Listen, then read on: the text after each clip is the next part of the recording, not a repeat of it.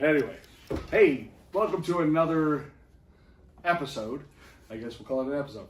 Welcome to another episode of 5 Minute Edition with a growing cast of characters. And we never actually introduced myself or ourselves. This is Zane. Zane is our cellar master. This is Aaron. Aaron's our head brewer. And then that makes me the brewmaster, which means I get to take the credit for the shit that these guys do, which is awesome. It's a lot easier than doing the actual work. We're going to continue to talk about our series of beers that we're about to come out with. We call it the Lost Year series. Again, these were put together over the year 2019, really. They were brewed. They spent 2020 in barrels, except for Sommer, which spent 18 months in barrels. And then we're taken out in January this year, and we hand bottled, bottle conditioned, cap sealed, hand labeled. It's been quite a ride. Also, in case you're wondering, yeah, we're sweating because it is the summer, and because this is the winter version, we've all put on sweatshirts, and it's hot as balls in the brew lab here. I'm just hairy, so I don't. Yeah, well, you were out there slaving over the kettle. That's your excuse. So anyway, today we're going to talk about winter. It is a blend of, again, there's 9 beers total in the mix here. This is 2. This is some base for a dessert beer we do with Pab's Creamery. And this was, I don't know, Pab's, you mentioned it. I think it was Pab's hazelnut cappuccino for the base. But again, that's the same bases for 3 different Pabs. Before they cherry, conditioned on the cherry vanilla or the hazelnut nice. cappuccino.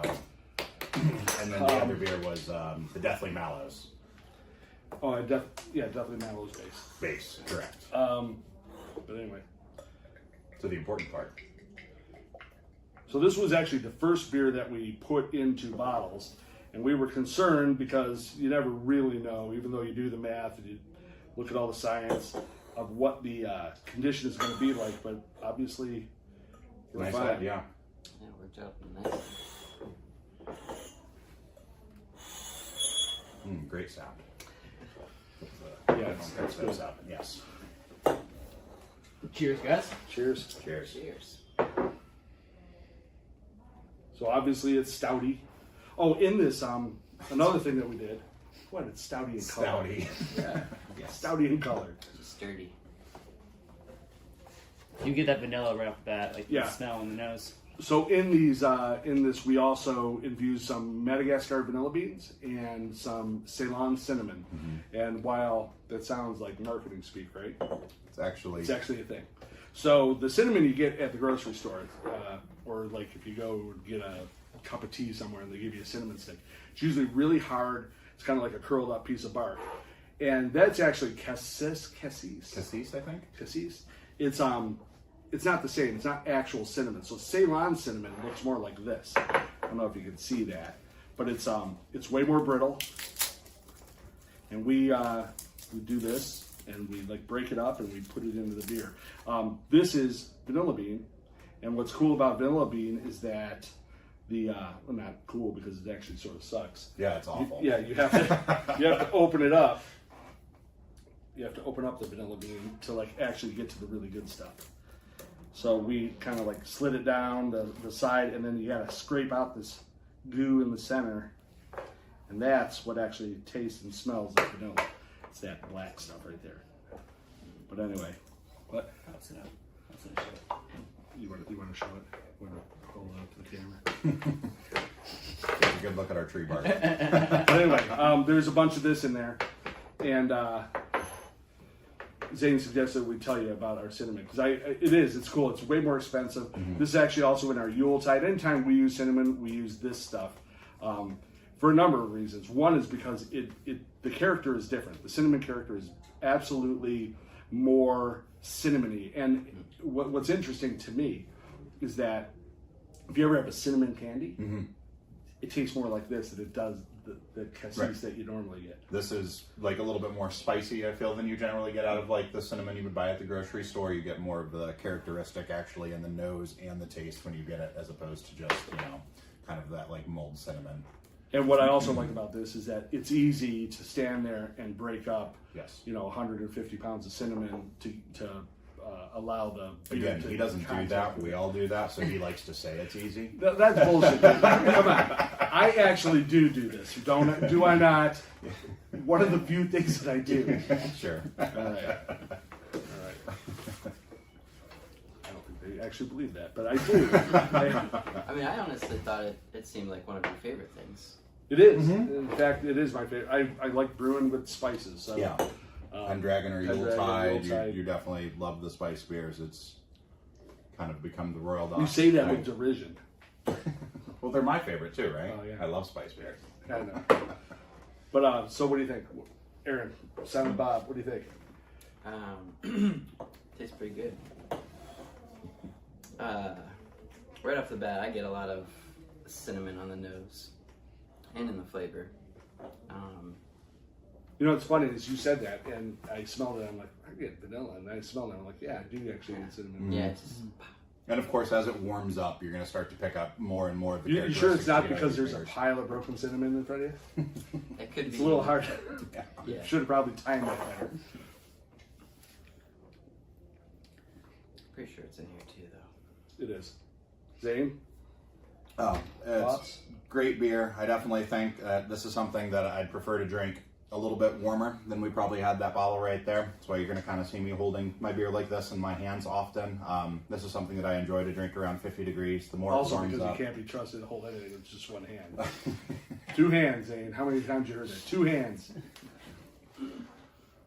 I forgot where I was at now. Delicious beer though, most definitely.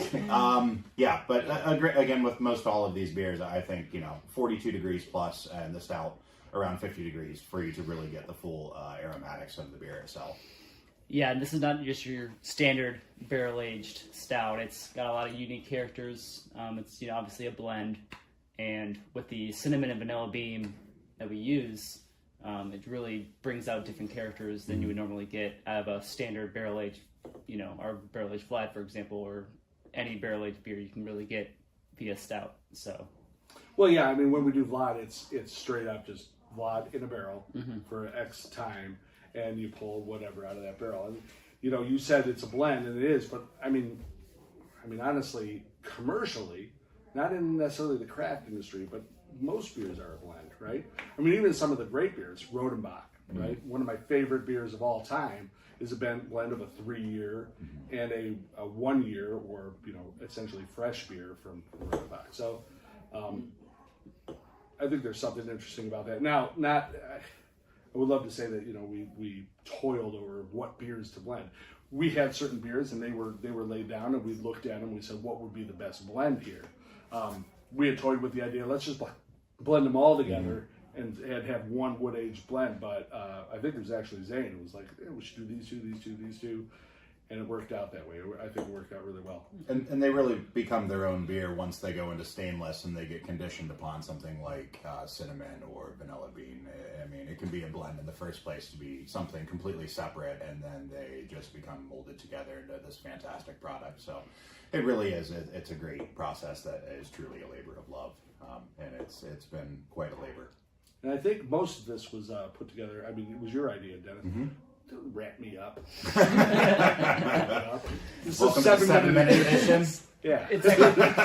we're at 10. Oh, wow. Right. Welcome to 12-minute edition. The whole idea was really Dennis's, and then Dennis proceeded to do the least amount of work on this, which was awesome. Thank you. No problem. But That's what I'm good at. The whole idea was. I'm an idea guy. I think they all work together. Yeah. I think it is actually a spring kind of beer, a summer, a harvest, and a winter. I think it actually is a cohesive. I get albums, right? You listen to an album, you're like, well, what were they thinking on this album? And it never really makes sense to me, except Zeppelin. That always makes sense. But I don't get the idea that an album is supposed to make a statement usually. Right. But I think this makes a statement. There's a year's worth of beer. These are the kinds of beers you would enjoy in these seasons. And they happen to age over the 1 year that we all sort of lost. And they came out better at the end than they started at the beginning. and they're all going to age very well over time. So if you buy 2 bottles, drink one now and save one for later. And I definitely recommend having a couple of these and seeing how it would go over, say, have one fresh to you, have one 6 months to you, have one 2 years to you, and, it can be a little science in your own cellar at home and just kind of see how the beer matures and develops. Or you could just, drink them now. Well, I like to do that. Cheers. Cheers. Thanks Cheers. for coming out. We'll see you next week. Thank you.